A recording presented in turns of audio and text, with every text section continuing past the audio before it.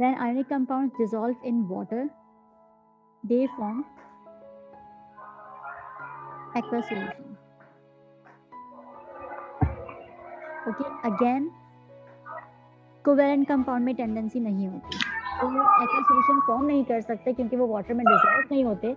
They require organic solvents to be dissolve. Okay, यही वजह है कि ionic compounds are only undergo into splitting of ions. ठीक है, अच्छा ये तो बताओ जरा, आयोनिक कंपाउंड्स फॉर्म किसके बीच में होते हैं? मेटल मेटल के या non metal? Metals and non metals. Exactly, non metal और मेटल्स के बीच में. ओके, अच्छा इससे क्या हमने कंक्लूड किया? इससे हमने कंक्लूड किया कि अगर मेरे पास कंपाउंड कंटेनिंग मेटल और नॉन मेटल हैं तो उसके लिए मैं आयनिक इक्वेशन फॉर्म कर सकती हूँ. Compounds containing are metal and are non-metal. ठीक है, they will form ions. और इसके अलावा कुछ एसिड्स हैं जो आयंस में डिसोसिएट होते हैं, जैसे कि हाइड्रोक्लोरिक एसिड, सल्फ्यूरिक एसिड और नाइट्रिक एसिड.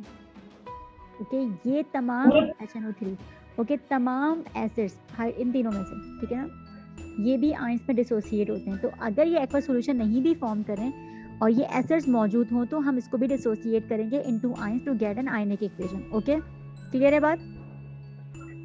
यस. ठीक है, अच्छा इसमें यहाँ पे नाम भी याद रखो इसके. कोई ज़रूरी नहीं है, लेकिन ज़्यादा आसानी से समझ में आती हैं चीज़ें अगर तुम्हें ये नाम याद होंगे. ये है सल्फ्यूरिक एसिड. सल्फ्यूरिक एसिड, जब तुम पॉलीएटॉमिक आयंस याद करोगी तुम साथ में मुझे इन तीनों एसिड्स के नाम भी याद करके दिखाओगे. क्या? क्या? बिल्कुल वही जो तुमने सुना. सिर्फ 3 एसिड्स के नाम है बेटे. अच्छा. ठीक है, अच्छा हमने एक आयन पढ़ा था, ammonium ion.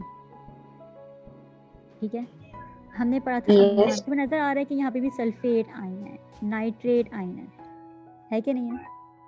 Yes. Okay, because of that reason ये आयन में डिसोसिएट होता है. इस तरह से अमोनियम के कंपाउंड्स, याद रखो अमोनियम नॉट अमोनिया. क्या फर्क है अमोनियम और अमोनिया में? अमोनिया है NH3 और अमोनियम है NH4. NH4 plus. Okay, ammonium is an ion और ammonia is a gas. Okay, it's a compound. Ammonium compounds that contains NH4 plus this ammonium ion. Okay, ये भी ions में dissociate होता है. ठीक है, एक सेकंड, आपने ये क्या लिखा है? कहाँ पे? Sulphuric acid, SULFURIC, sulphuric acid. Hydrochloric.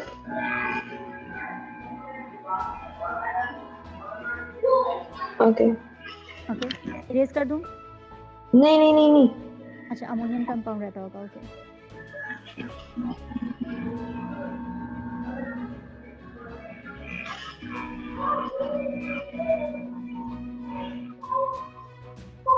Okay.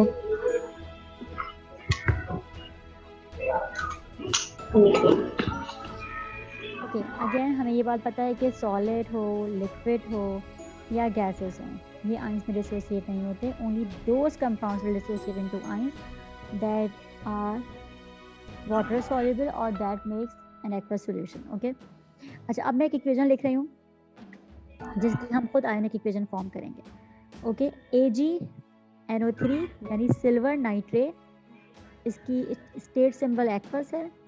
Potassium bromide, इसका स्टेट सिंबल एक्वस है और ये फॉर्म कर रहा है potassium nitrate, state symbol aqueous, silver bromide which is solid. Okay okay. याद रखो जब भी इक्वेशन लिखेंगे उसकी बैलेंसिंग जरूर चेक करेंगे. चेक करो जल्दी से गो में कि बैलेंस्ड है कि नहीं है. किसकी? इस इक्वेशन को चेक करो, बैलेंस्ड है या नहीं।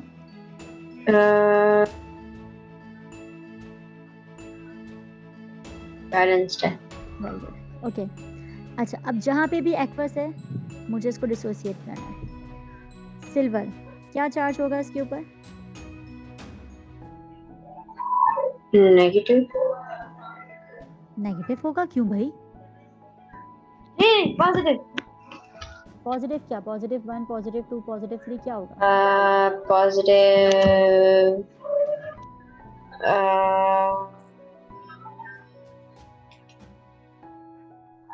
1। एग्जैक्टली। क्यों, कैसे पता चला? क्योंकि यहाँ पे नाइट्रेट के पास दिस इज नाइट्रेट आयन, और हमें पता है कि नाइट्रेट आयन की 3 is the it's substrate. Okay, it is not the valency of silver, ठीक है। और यहाँ पे +1 होगा तभी नाइट्रेट की -1 हो जाएगी और इसकी +1 हो जाएगी, ठीक है ना। तो नाइट्रेट की वैलेंसी -1 है, प्लस का साइन लगा दिया। आयंस हमेशा एक्वस होते हैं, यहाँ पे एक्वस डाल दिया।